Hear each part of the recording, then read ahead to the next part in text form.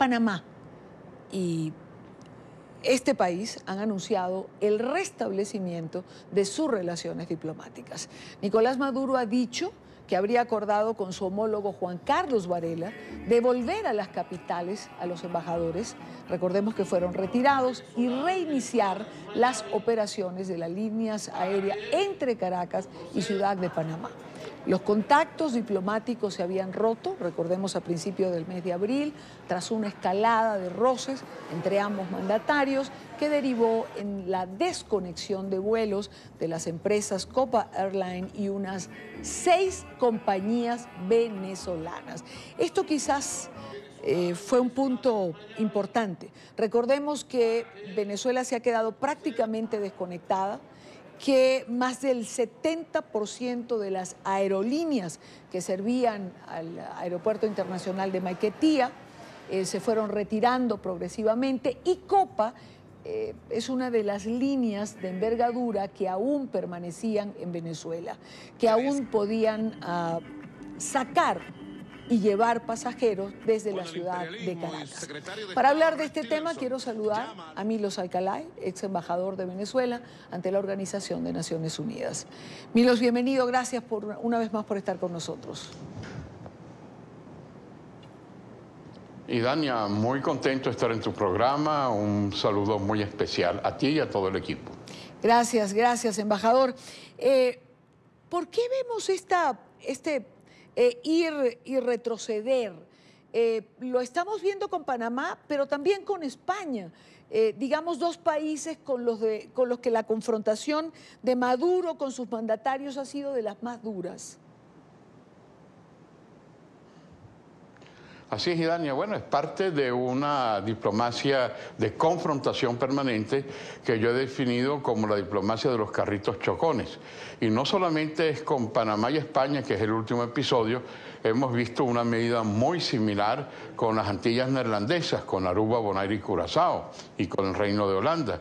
Pero al mismo tiempo, en Colombia, las acciones e insultos al embajador de Colombia y la salida del embajador de Venezuela en Brasil. Y es una confrontación que es, en las últimas medidas, lo que es denominado un autogol. Es decir, no solamente que Venezuela se está aislando por no cumplir con las normas del derecho internacional público, con la Carta Democrática Interamericana, sino que además ella misma se aísla.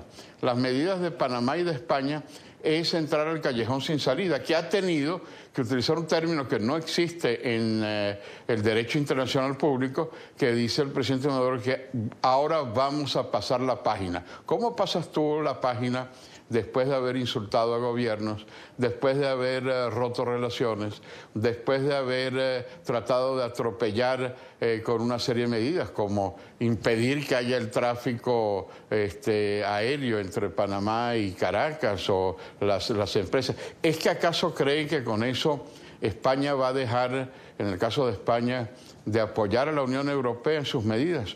¿O que Panamá va a dejar de formar parte del Grupo de Lima? Por supuesto que no. Entonces es una contradicción y es un error que ha tratado de subsanar con esas medidas, como decía antes, de vamos a pasar la página. Pero el que entró en el callejón sin salida es una diplomacia absolutamente improvisada como la que hay hoy en el actual gobierno bolivariano. Ahora, más allá de una diplomacia improvisada, que sabemos que lo es, más allá de esto, no se hace en Venezuela, para decirlo de una forma coloquial, no se da puntada sin dedal.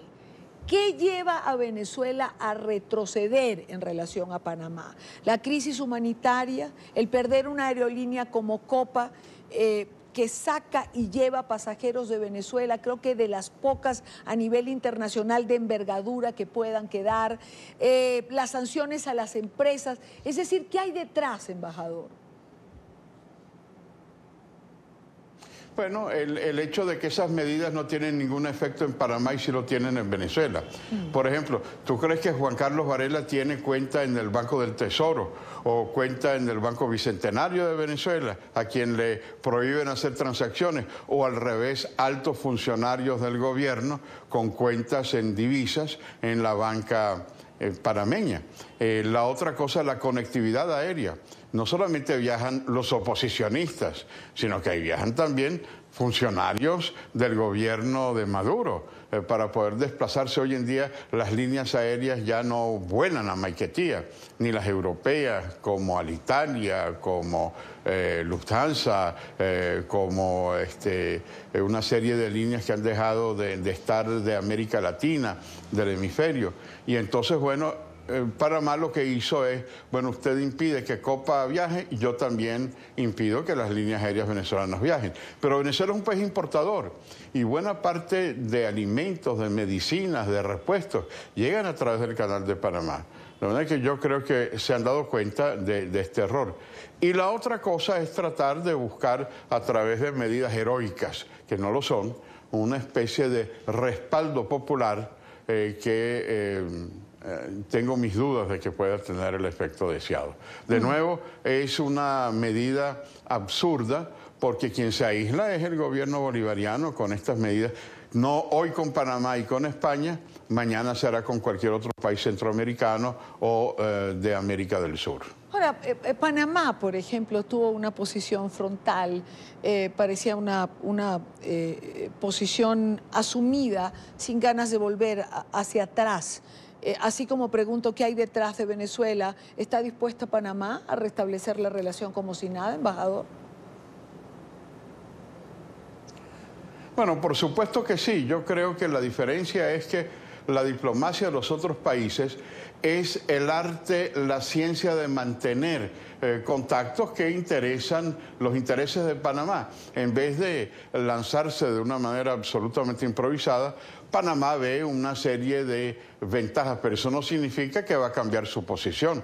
Como decía antes, Panamá continuará apoyando las medidas de la mayoría de los países de América Latina, continuará aprobando el Grupo de Lima, y no es con el chantaje o con la amenaza y una conversación telefónica con Maduro que Panamá va a cambiar su posición. De manera que lo mismo sucede con España y lo mismo sucede con Holanda. El establecer las relaciones diplomáticas normales, eso es algo que cualquier gobierno sensato establece.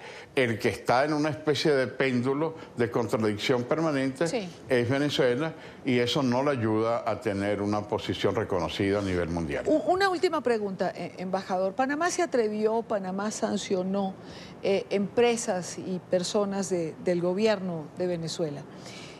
¿Por qué otros países en América Latina no han hecho lo mismo que Panamá, o como lo ha hecho Estados Unidos, o como lo ha hecho la Unión Europea? ¿Por qué Argentina, por ejemplo, con tanto que Macri, el presidente Macri declara, no ha tomado una medida particular? ¿Por qué no lo ha hecho Colombia cuando el presidente Santos ha sido últimamente, eso sí, tan frontal en relación a Venezuela?